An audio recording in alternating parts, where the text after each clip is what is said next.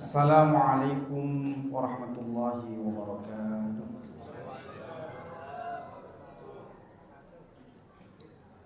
Bismillah, alhamdulillah, wassalatu wassalamu ala rasulillah, wa la hawla wa la quwwata illa billah. Rabbi shrah li sadri wa yassir li amri wa hlul 'uqdatam min lisani yafqahu qawli. Subhanaka la ilma lana illa ma 'allamtana innaka antal alimul hakim. Ma'asyiral muslimin jamaah salat tarawih rahimani wa rahimakumullah. Sungguh malam ini bagi orang yang terpilih yang bisa membuktikan kesyukurannya kepada Allah, bisa hadir di malam yang sudah separuh. Ini tidak sembarang orang hadirin yang bisa hadir ini, karena panjenengan hitung saja kapasitas masjid ini dibanding dengan yang hadir yang di luaran sana yang sibuk dengan segala macam bentuk panah porno. Itu hanya orang-orang yang terpilih, yang berani dan membuktikan kesyukuran kepada Allah di malam yang agung. Karena kalaulah tidak berangkat dari pemahaman sehingga timbul kesadaran yang utuh, tidak mungkin ada hadir di masjid. Saya saja hadir merasa Ramadan yang sudah separuh ini saya rasakan baru kemarin. Saya rasakan baru kemarin saya memulai puasa itu. Karena saking emannya Ramadan ini saya rasakan.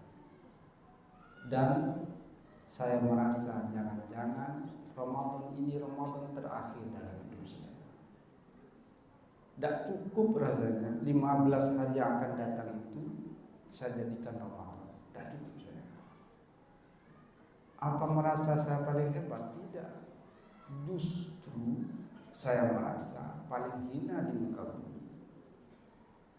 Sehingga merasa, bukankah Rasulullah mengatakan seandainya umatku itu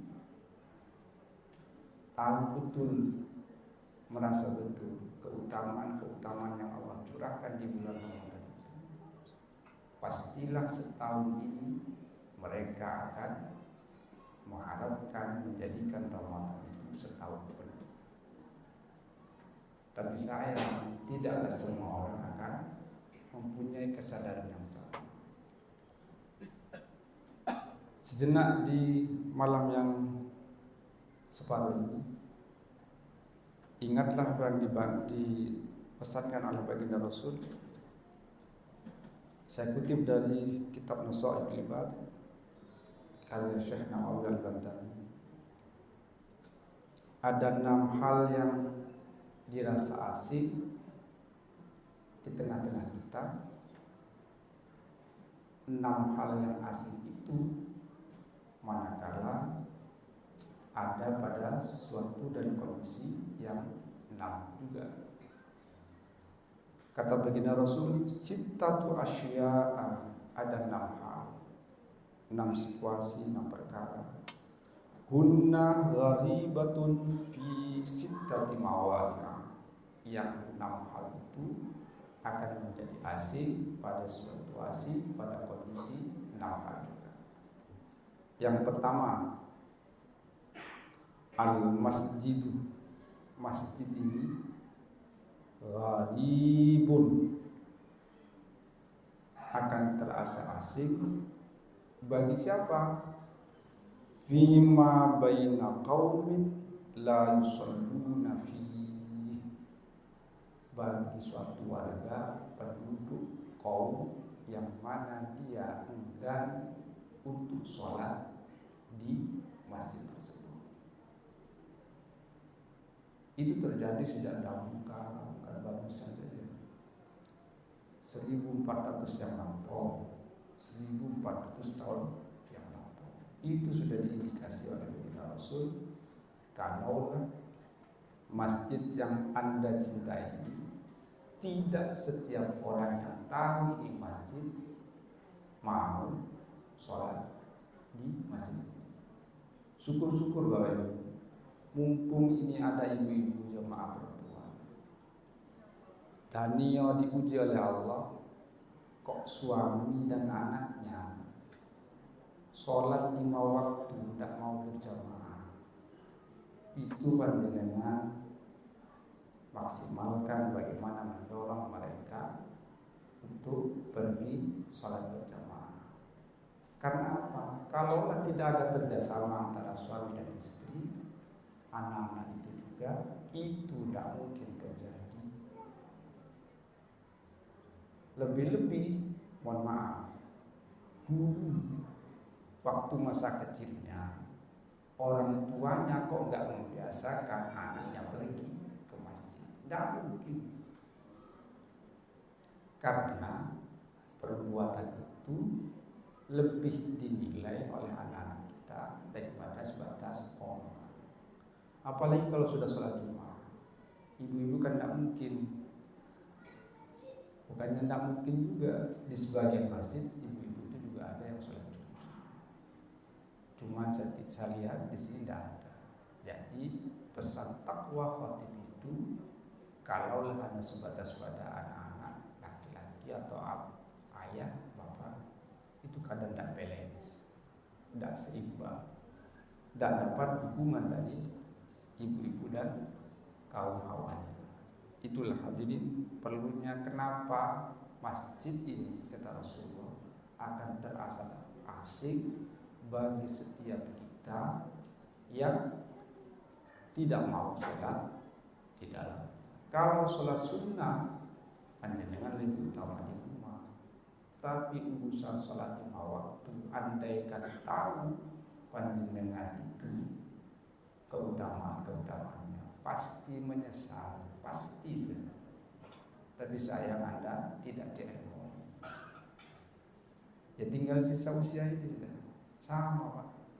Saya juga PNS. Yang namanya kerja tidak ada selesainya. Yang lebih saya sakiti, yang lebih saya sayangkan, kadang umat ini, saya dikawal.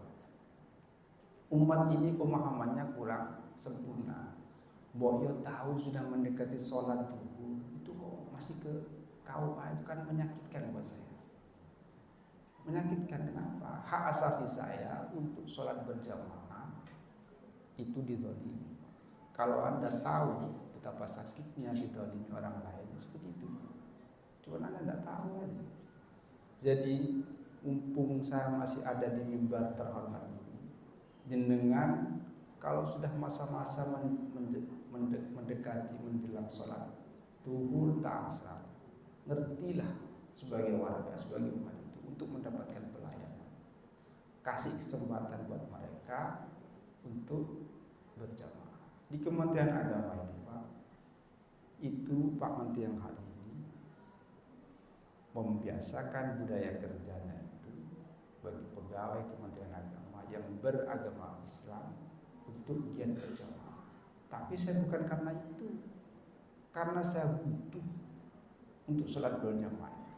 Butuh saya, bukan karena lain-lainnya, bukan karena untuk pujian. Buat apa pujian? Tidak kenyang dengan pujian kita itu. Itu loh.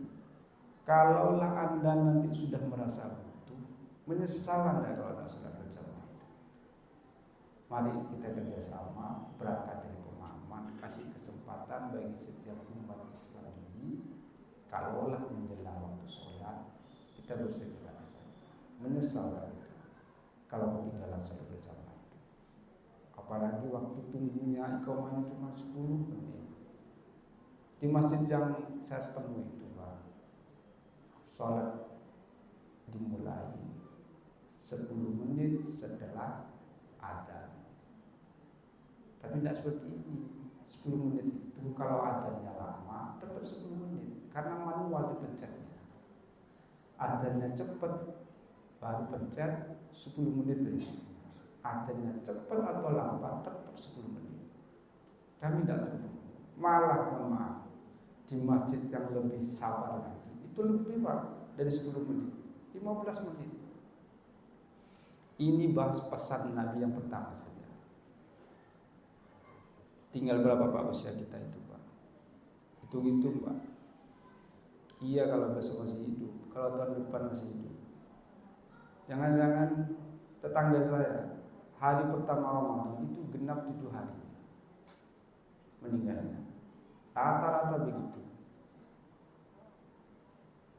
Barusan satu sehari. Pertama, al-masjidu gharibun fima baina qaumin la yusalluna fi. Yang kedua, di bulan Ramadan ini tepat ini pesannya Rasulullah, wal mushaf Al-Quran itu yang Bapak punya di rumah itu akan terasa asing, gharibun. Bagi siapa dan di mana dia akan terasa asing? Fi manzili qaumin la yaqra'una fi. Di rumah kita, rumah penduduk, rumah kaum yang tidak mau dibaca. Tidak mau dibaca. Punya Quran, sekarang sudah canggih di HP kita, gadget kita, tapi kita nggak istiqomah. Ini urusan membaca aja. Coba selanjutnya. Kata Rasulullah, wal Quran, dan Al-Quran itu akan gharibun terasa asing bagi siapa? Fi jawfil fasik, bagi orang yang fasik. Kaniyo jenengan mengamalkan isi Al-Quran, mau cuaca males. Ya loh.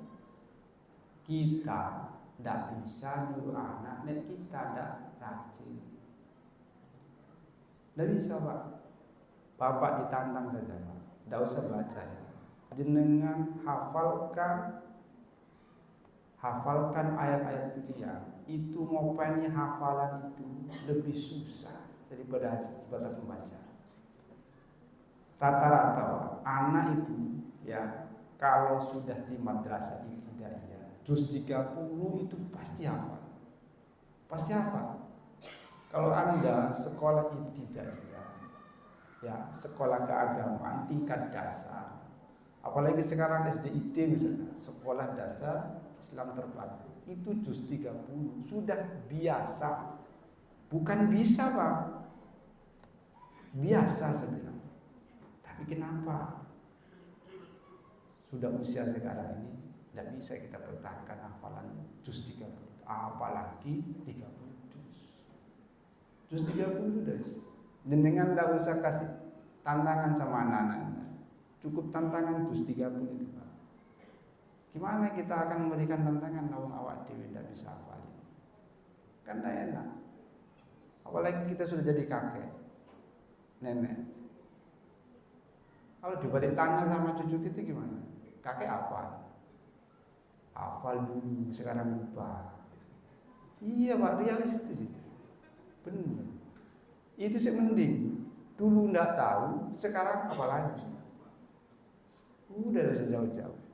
Ini pesannya Rasulullah, bukan pesan saya. Saya cuma bacakan aja.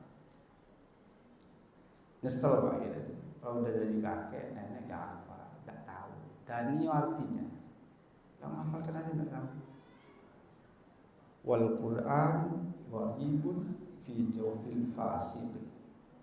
Itu loh Pak. Al-Quran ini akan terasa asing bagi seorang yang fasik.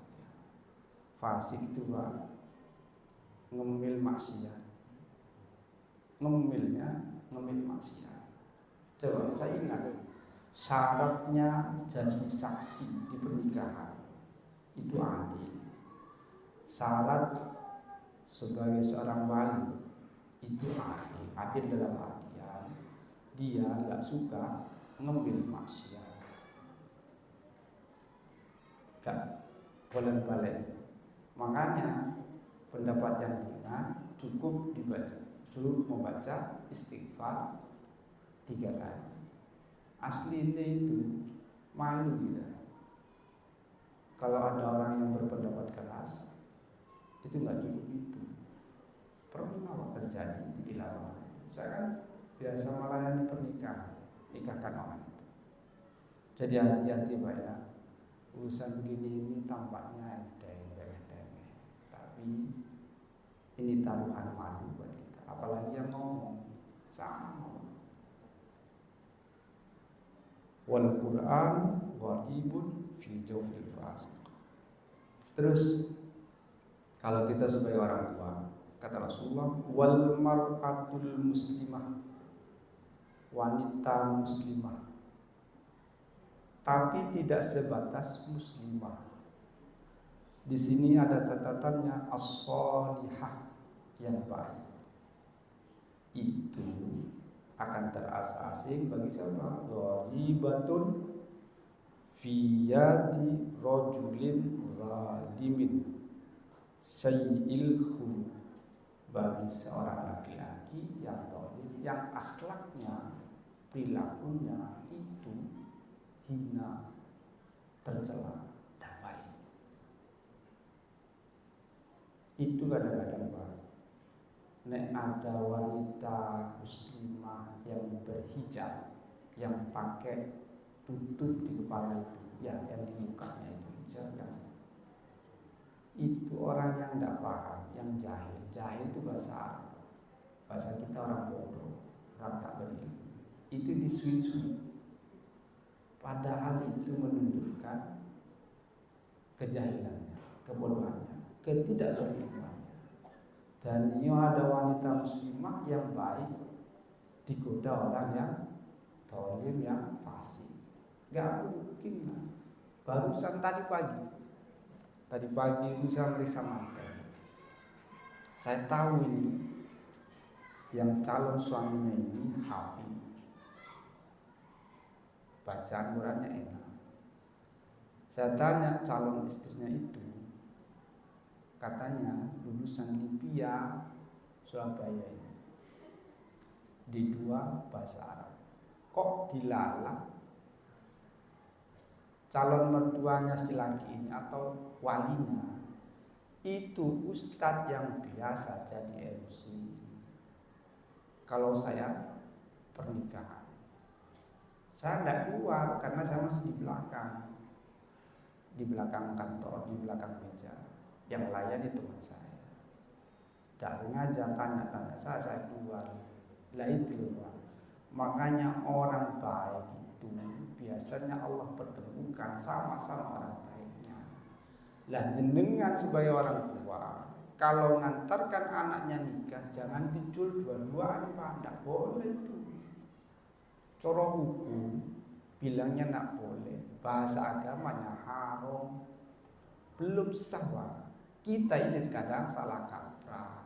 Mestinya kayak tadi itu, si wanita itu diantarkan oleh ayahnya pakai kendaraan sendiri, si calon suaminya pakai kendaraan sendiri. Jangan dilepas satu mobil, jangan dilepas apalagi satu motor berboncengan. Masya Allah, itu salah kaprah. Salah yang sudah jadi kaprah. Apalagi orang tuanya ndak ngerti, malah disuruh wis nak udah luru kono. Nyata itu Pak. Sampai-sampai saya gojlok. Saya memang gojloki orang itu gimana caranya, santai tapi tidak tersinggung. Saya tanya, Mas, jenengan kesini pakai motor sendiri-sendiri? Enggak Pak. Loh, udah boncengan dari rumah? Iya. Masya, kan belum diangkat. Senyum-senyum malu dia. Mestinya jenengan pakai kesini ini motornya sendiri-sendiri. Gojolokan saya kok sampai boncengan berdua, antara yang supir sama penumpangnya kasih triplek aja. Sampai gitu saya. Lah itu loh, kalau tidak berangkat dari pemahaman orang tua, gak bakalan Anda itu mulia di mata Allah, apalagi di mata Allah, umat masyarakat aja Anda bisa dinilai. Ketahuan Pak. Oh berarti orang tuanya ini tidak taat agamanya tidak kuat, agamanya enggak wawasannya luas. Kenapa loh anak nangkau adicul itu loh Pak. Sama Pak, dah hanya wanita yang muslimah sholihah. Di sini kata Rasulullah, warrajulul muslim, dan laki-laki yang muslim, tidak sebatas muslim, as-shalihu, yang baik, itu gharibun, akan terasa asing bagi siapa? Fiyatim ro'atin rodiyatin sayyatil khuluq, bagi wanita yang perangainya buruk, perangainya tercela. Tapi kebanyakan lebih baik mendapatkan laki-laki yang sholih dan wanitanya itu terkadang dia tidak sholih, malu sendiri dia. Anak-anak yang di kantor itu bilang ke saya tadi, anu Pak, Danio saya dapat calon suami kayak tadi itu Pak, tapi sayang Pak, saya minder, tidak level. Yang wanita tidak baik loh Pak, merasa itu di kantor saya ada yang janda satu, anak satunya perawan, tapi sudah minder melihat laki-laki yang soleh. Dari pandangan mata orang-orang yang soleh itu dia dianjurkan menjaga pandangan. Tidak boleh aturan itu. Apalagi dengan duduk di gardu yang kurang bergaya. Terus sibuknya dengan gadgetnya. Hati-hati. Saya nggak nakut-nakuti Pak. Ini gimana caranya Ramadan ini jadi Ramadan terakhir yang betul-betul habis-habisan. Iya, seperti itu. Pasti saya bilang suatu saat Anda tidak akan mendapatkan, tidak akan mengalami atau menangi Ramadan. Pasti itu. Masih dengan doa mulai dari Rajab, Allahumma barik lana fi Rajab wa Sya'ban wa balighna. Pasti, bukan berarti Allah enggak ijabah, cuman diganti dengan yang lain. Pasti baik. Entah tahun ini, entah tahun depan, pasti. Malah untuk merancang bagaimana indahnya kematian kita itu, Danio setelah Syawal habis kupatan kita kembali menghadap Allah. Kalau karena ketakutan tidak mau pulang ini, iya tak?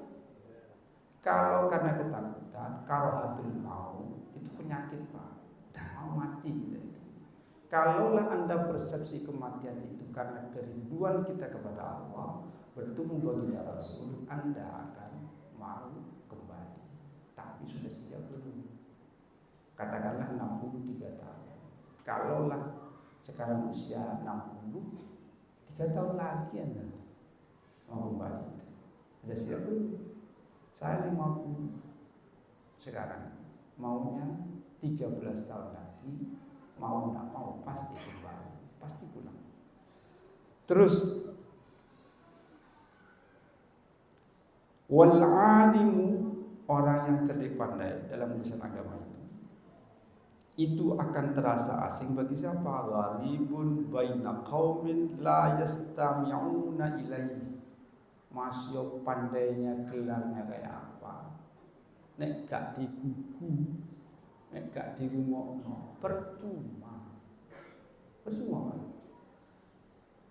Sepandai apapun, bidang apapun juga, tapi kok gak diikuti, terasa asing. Itu kan ini. Jadi jenengan nek orang kok punya kapasitas, kok orang yang awam itu gak ngereken, gak datek non jenengan, gak usah sakit hati. Berarti mestinya kalau sudah 60 tahun dipotong masa balik 15, Pak ya, 15 berarti jenengan sudah 45 Ramadan. Ya toh, kalau 60. 45 Ramadan jalan, mestinya sudah tidak bisa marah. Saya aja malu Pak. Malu saya Pak. Saya kapan hari diuji anak yang baru masuk itu jadi BNS itu usia 25 tahun. Saya 50 tahun. Wong kok polone ae gak dimokno apa maneh stafnya. Kalau saya ketemu anak gak mau dengerin apa yang saya tawarkan solusi itu, saya tinggal saya. Ndak kober saya. Ndak kober ngurusin orang yang ndak mau taat aturan itu. Ndak kober saya. Ndak cukup saya. Bukan ndak peduli, karena ngurus diri sendiri sudah ndak kober, apalagi ngurus jeleknya orang. Beda Pak ya, orang ndak peduli sama ndak kober ngurusin jeleknya sendiri. Terakhir, kalaulah begitu kata Rasulullah, summa qala Nabi sallallahu alaihi wasallam, kalaulah 6 yang asing itu kok enggak jenengan perhatikan, innallaha sa'tamani Gusti Allah taala halimul Allah yang maha luhur itu la yanzuru ilaihim yaumal qiyamati, besok Allah tidak akan memandang mereka yang 6 macam tadi itu nazar rahmah, dengan pandangan penuh kasih sayang. Kalau jenengan tidak dilihat Allah, besok-besok mau minta perlindungan pada siapa? Jadi 6 itu jenengan perhatikan ulang. Danio nanti mau review, buka sendiri di kitab Nasohul Ibad, di nasihat yang nampak. Semoga hadirin pesan singkat ini memberikan perubahan yang bermanfaat bagi kita bersama, dan diterima setiap amal ibadah kita di Ramadan ini, dijadikan Ramadan yang betul-betul barokah, dan akhirnya kalaulah Allah panggil kita untuk kembali, kita siap dengan kondisi apapun dan kembali dengan senyum, dan kita yakin akan mendapatkan ampunan Allah di bulan mulia ini dan kembali dengan husnul khatimah. Amin. Kita tutup dengan doa kafaratul majlis. Subhanakallahumma wa bihamdika asyhadu an la ilaha illa anta astaghfiruka wa atubu ilaik. Wassalamualaikum warahmatullahi wabarakatuh.